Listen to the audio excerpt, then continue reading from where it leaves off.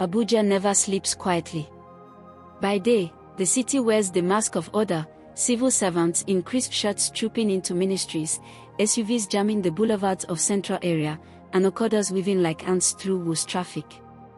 But by night, the city reveals its pulse, a cocktail of ambition, lust, and hunger. In the heart of Metoma, the lounges were alive with music. Burna Boy's voice boomed from a rooftop bar, the lights of skyscrapers twinkling like jewels. Inside one of those lounges sat Gloria, a young woman whose beauty commanded stares and whose ambition burned hotter than the neon lights above.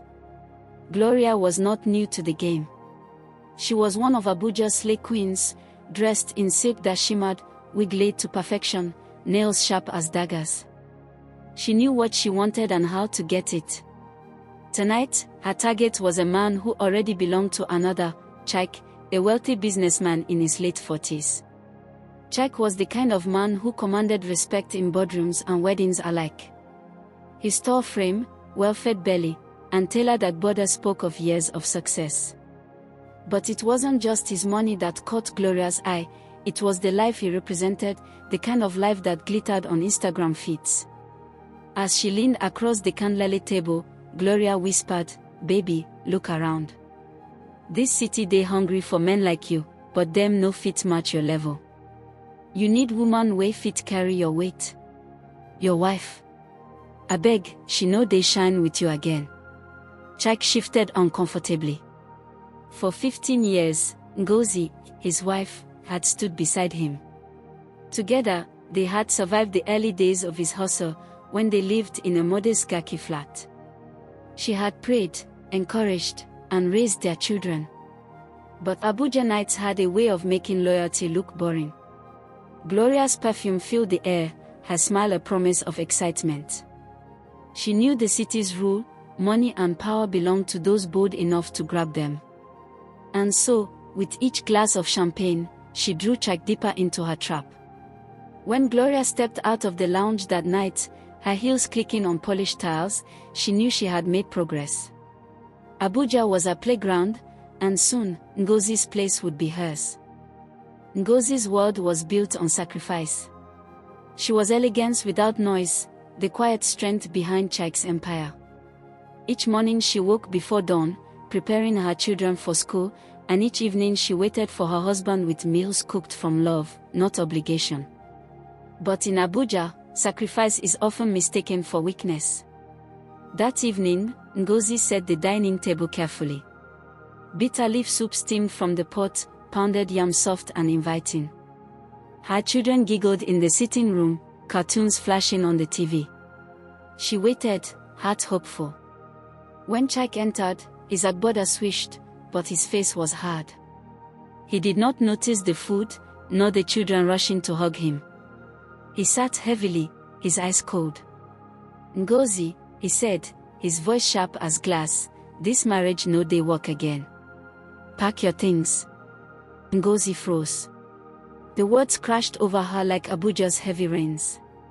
Her children looked from father to mother, confusion clouding their eyes. She tried to speak, but her lips trembled. "Chaik, after everything. 15 years. Children. You won't throw me away for her." But Chaik's heart had already been poisoned. Gloria's voice echoed in his mind. He slammed his fist on the table, sending the cutlery rattling. "I said pack your things." Ngozi's dignity carried her through the storm.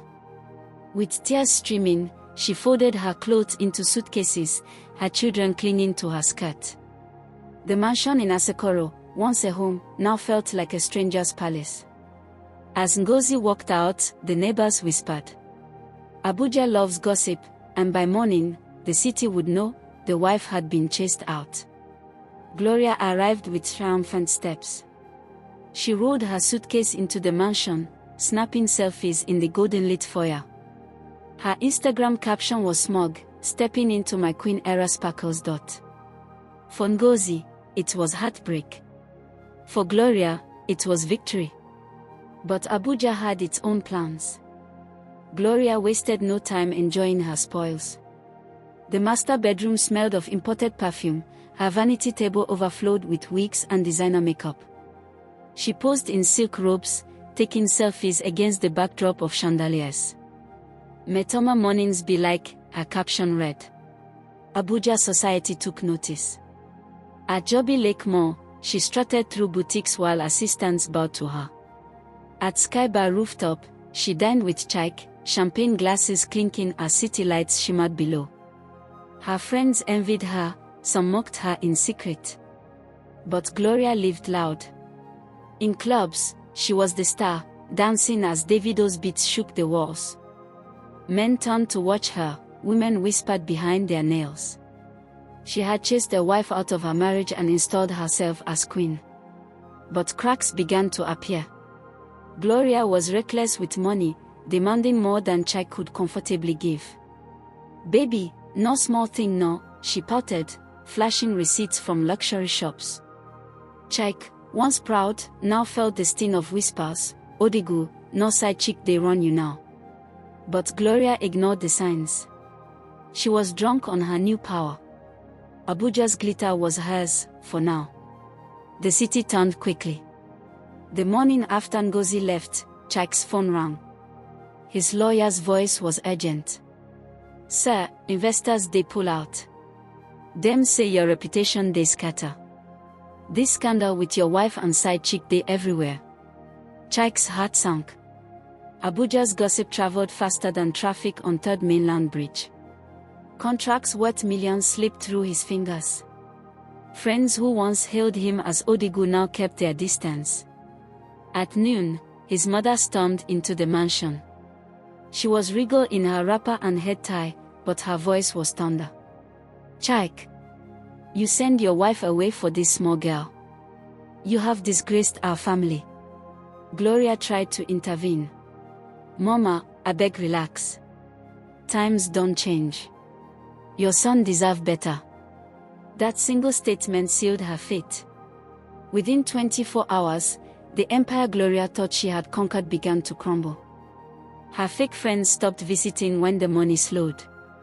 Gossip spread like wildfire. See as side chick scatter Odigu's home. By evening, Chike confronted her. His voice roared through the mansion, "Get out of my house, Gloria.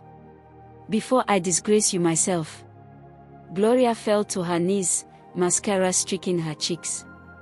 "Baby, I beg, no do me like this. No me and you day together no." But Abuja had turned its back. The glitter had become ashes. When the storm passed, Chike found himself alone. His pride shattered, his contracts gone, his mansion silent. He went searching for Ngozi. He found her in Gaki, in her sister's modest flat. There she was, sitting with her children, dignity wrapped around her like a shawl. Chike fell to his knees. "Ngozi, I wronged you. Please forgive me." Ngozi's eyes filled with tears. She thought of the years she had given, the humiliation she had suffered, the children who had cried into her arms. "I forgive you, Chike," she whispered. But forgiveness no means say things go ever be the same. Trust, once broken, no hard thing to rebuild. Abuja society, quick to scorn, now lifted Ngozi in sympathy. Gloria became a ghost, her name whispered only as warning, nor greed carry her enter tears. Ngozi did not need to return to the mansion to prove her worth.